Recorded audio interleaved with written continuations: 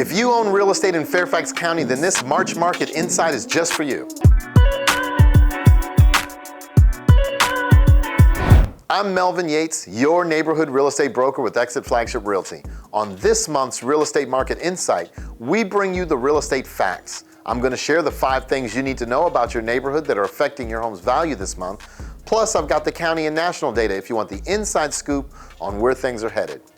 I really want to get to 10,000 subscribers this year, so please don't forget to like and subscribe so I can continue bringing you the latest and most accurate real estate data specific to your neighborhood.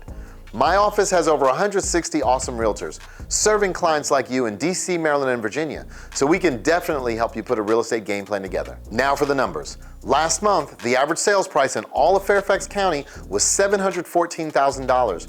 This is an 8.5% increase over the last 12 months and a 0.5% increase over the last 30 days. The average time it took to find a buyer in Fairfax County last month was 21 days. Over the month, we had 1,410 homes come to market for sale. However, we still only have about 2 weeks of total inventory in the entire county, which means there's significantly greater demand than supply. Now, I want my buyers out there to stay encouraged and get with a competent real estate professional, preferably one in my office, and we'll help you get the home you want. For my sellers, strongly consider putting a game plan together right now so that you can capitalize at the right time. Don't wait until you're ready to sell to start your planning. I want everyone to pay attention to the market. There were 1,267 home sellers who accepted a buyer's offer during the month. That represented 90% of the 1,410 new listings that even came on the market for sale. There were 933 homes that sold last month in all of Fairfax County. Now, that's up 14.2% over the prior month, but down 7.5% over last year this time. As the data shows, buyers are craving more homes for sale than ever right here, right now in Fairfax County. My agents have several highly qualified buyers who want to buy right here and right now in your neighborhood, and they're willing to pay top dollar, I guarantee it. Therefore, if you're thinking about moving up, down, or away, let us help you put a real estate game plan together. Next, I'll share the county and national data report, but please make sure you like and subscribe before you go and help me reach my goal. Feel free to use the link to get an estimate of value from our website or just text me an address and I'll shoot over a free market analysis. As always, you can text, call, or email me anytime. Thank you for trusting me as your source for accurate, local real estate information, and I'll continue to work at being the most educated advisor on real estate topics in DC, Maryland, and Virginia. Now for the national data. Let's talk about 3 of the most important topics in the housing market. We're going to go over home prices and answer the questions, are home prices accelerating? We're going to talk about supply and demand and how that's impacting home prices appreciation right now. And then we're going to go over net worth as we talk about some of the long-term financial benefits of owning a home. This month marks the 2-year anniversary of the worldwide pandemic, which fundamentally changed everything in our lives, including real estate. One of the biggest changes in real estate is home price appreciation. So let's reflect on what happened over the past couple of years. In 2020, CoreLogic said that we had 6% home price appreciation throughout the year. And that's pretty significant. If you think about prior to the pandemic, a more normal year of the home price appreciation was about 3.8%. So 6% is really significant. And you know, we all saw that continue to unfold into 2021 as we saw home price appreciation that was more than double that. You know, and that really significant home price appreciation was largely due to supply and demand. More buyers in the market than we've had homes available. And let's go over this and what it means going forward as we look at the home price forecast as well. So the answer to the questions, are home prices still accelerating, is a yes. And we can look at this graph and see percent year-over-year price increase by month going all the way back to January 2021. So if we look over on the left-hand side in January 21, we saw 10% home price appreciation. So year over year from January of 2020 to January of 2021, home prices increased by 10%. And then as you can see month over month, it really started to accelerate throughout the year. Now when we hit the summer, you see July, August, and so forth, it started to level out at about 18%. Very significant home price appreciation. But that's when we started having the conversation and we started hearing experts saying our home prices going to decelerate. You know, meaning continue to increase, but at a slower pace. The reality of it is that we saw that kind of 18% hold steady for a while, and then into December and January of this year, 2022, which we can see which is the latest data we have, the green bar is showing that home prices are starting to tick back up. And that's again a direct result of home buyer demand and supply, which is low. So buyers are really competing for homes, and that's causing home prices to tick up. Now, if we look back at this state by state basis, it shows changes in prices in the last year from FHFA. And this is really interesting because what we can see is that FHFA shows that the national average is 17.5% home price appreciation last year. Now, some states were higher, some states were lower, but we didn't have depreciation in any state. Home prices were rising throughout the country. Again, a direct result of supply and demand. So if we look at the past 5 years, the national average was 54.5% of home price appreciation. This is what we're starting to see year after year, is increasing home price appreciation. And that really exploded in 2021. Now, where this gets even more interesting is if we look back at the past 30 years. So changes in prices since 1991. If you go all the way back 30 years, national average is 258% home price appreciation. Crazy, that's massive. So if you're wondering, is now a good time to buy? Should I buy a home? Am I buying at the top of the market? Is my home investment gonna be a valuable one? I don't know. If you could go back 30 years and buy a house in 1991, would you do it? I think looking at this data, the answer is pretty clear. But what's the next move going forward? What's gonna happen throughout the rest of this year? We have to look at home price forecasts for 2022. This chart averages out what the experts are saying. We follow 7 key entities who forecast out home prices throughout the rest of the year. And when you average those together in the green bar, you can see they're projecting roughly 6.1% appreciation through the rest of the year. So CoreLogic is on the high end with 9.6, Zelman's on the low end right now with 3%. But the reality of it is, all of the experts are saying that home values are projected to continue increasing throughout the year. So I want to stop and talk about supply and demand because that's what determines, where home prices go. The next graph is a really good foundational element to start that conversation. And this is how the market impacts or inventory impacts home prices. So right now we are squarely in what you would call a seller's market. We've all heard this, we've all felt this. And that's what you can see over there in the blue bar. Essentially, it means more buyers in the market than homes available for sale. They're competing for homes, and that's driving prices up. That's the general law of supply and demand. Anytime there are more buyers for an item than there are people selling that item, prices will rise because people are willing to pay more for them. Now, a neutral market is where that kind of balances out. And a buyer's market is where there are more homes available than buyers interested in purchasing them. So that causes prices to decline. So we are in a seller's market today. And the question people want to know is, what does this mean from a listing perspective? When we look at the number of listings in the market, we've heard that inventory is historically low, but what does that really look like? So I'm going to show you right now new listings, and they're actually falling dramatically right now. This is a look at 2021 month by month. New listings coming to the market in thousands. And what you can see here over on the right-hand side, October, November, December, listings really starting to decline. So not as many listings coming to the market towards the end of the year. Now, this is pretty typical for the housing market because we generally see listings slow down slightly in the winter and then pick back up. And you can see they're definitely following that trend over the past year. So that brought us to this, historically low inventory levels. What I'll show you here is that active listings are also dropping again. And what we have again, October, November, December, active listings falling down towards the end of the year. And that means that homes are selling just as fast as they're coming to the market.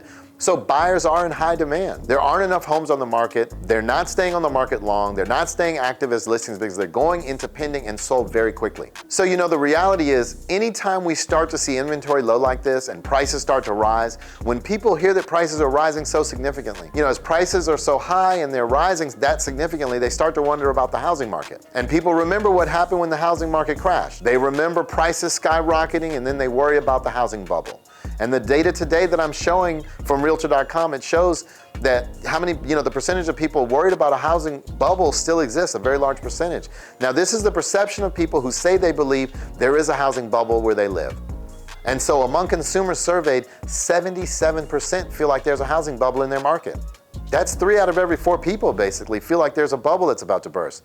Now, if you've been following along with us, that we've shown you data month after month after month after month after month, and we're not headed for a housing bubble. So I'm going to walk you through some slides in a moment that are going to help. This next slide shows inventory of homes today is nothing like the last time. So this is month supply of existing homes for sale in December of each year. Now you can see on the left side the 4 years of the housing crash, and on the right side the past 4 years. So let me break this down for you.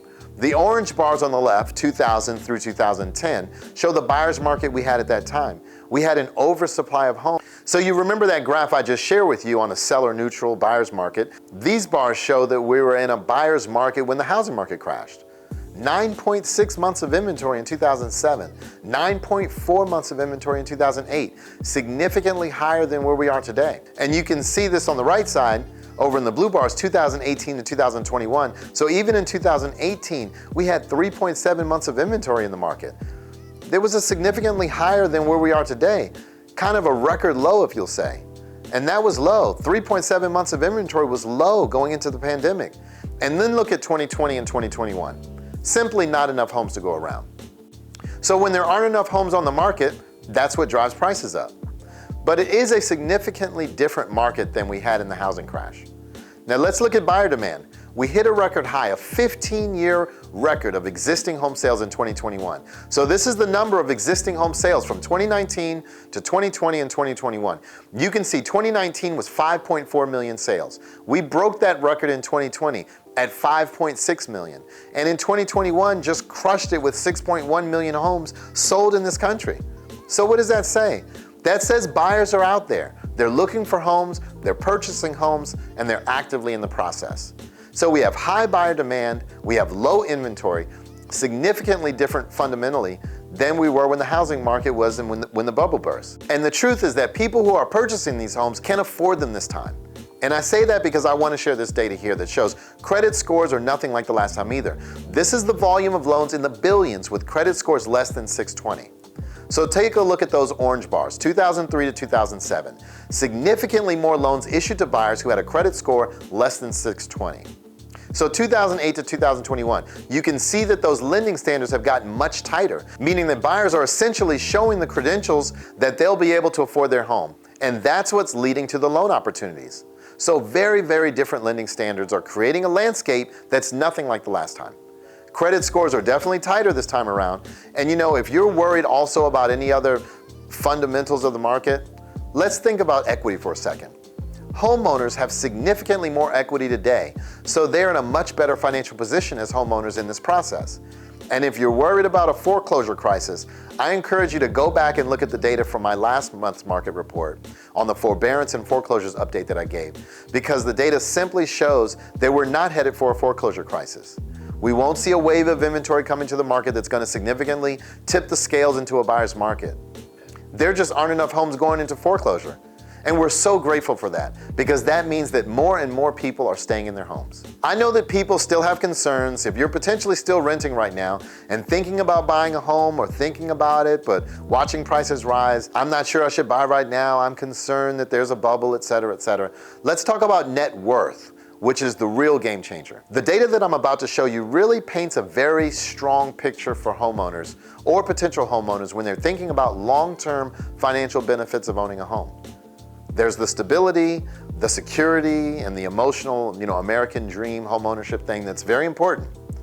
But as this quote says, with inventory at an all-time low, buyers are still having a difficult time finding a home. So as you know, and as they're feeling like, I'm not sure that I want to stay in this game because it's a tough road right now and prices are rising and I'm having a hard time finding a home, I want to share with those who could be potentially buying right now is the net worth of a homeowner versus a renter. And this is the data from last year, 2021, latest from NAR, National Association of Realtors. It shows that the average net worth of a homeowner today is $300,000. The average net worth of a renter today is $8,000. Think about that for a second. $300,000, $8,000. So if we're talking about building that financial future and really thinking towards that long-term goal of homeownership, and we look at the data, the history that shows how much homes have appreciated over the last 5 to 30 years even, that's a huge differentiator of net worth, especially for those that are renting and they're thinking, I could buy right now, but I'm gonna wait. I'm gonna see if prices fall. I'm gonna see if mortgage rates drop. We know that the opposite is happening right now, and we're not in an environment where that's projected to happen. So buying now and getting that net worth journey started towards homeownership is such a game changer for the future. Check out this slide. It says the net worth of a typical homeowner is about 40 times the net worth of a renter. 40 times. That is huge. So the numbers don't lie. Now I know everyone purchased a home at different times for different reasons. They're financially, emotionally ready at different moments, and that's okay. But I want to share this data so you can make the most powerful and confident decisions, and that's what's important. So I want to end this section with a quote from the National Association of Realtors. It says, "While the booming housing market contributed significantly to the recovery of the U.S. economy, research has consistently shown that homeownership is also associated with multiple economic and social benefits to the individual homeowners." Homeownership has always been an important way to build wealth. And I think this data shows this loud and clear. That 40 times greater net worth, that's a game changer. So when we look at the big picture and we say home prices are rising, they're still accelerating, they're projected to continue rising, and that is a direct reflection of supply and demand. You know, we also know that people have concerns about a housing bubble. But when we look at the data, look at the fundamentals of this market, we're simply not there. And when we think about the concerns that potential buyers may have as they look at all this data, and oh, by the way, don't forget the net worth component that really drives your financial future, 40 times greater for homeowners versus a renter. So I hope these visuals, these quotes, these graphs, everything, I'm helping you today. Hopefully I've helped those who are worried about a housing bubble. The data just simply doesn't support it. I hope you enjoyed this county and national real estate market insight. Please like and subscribe if you haven't already.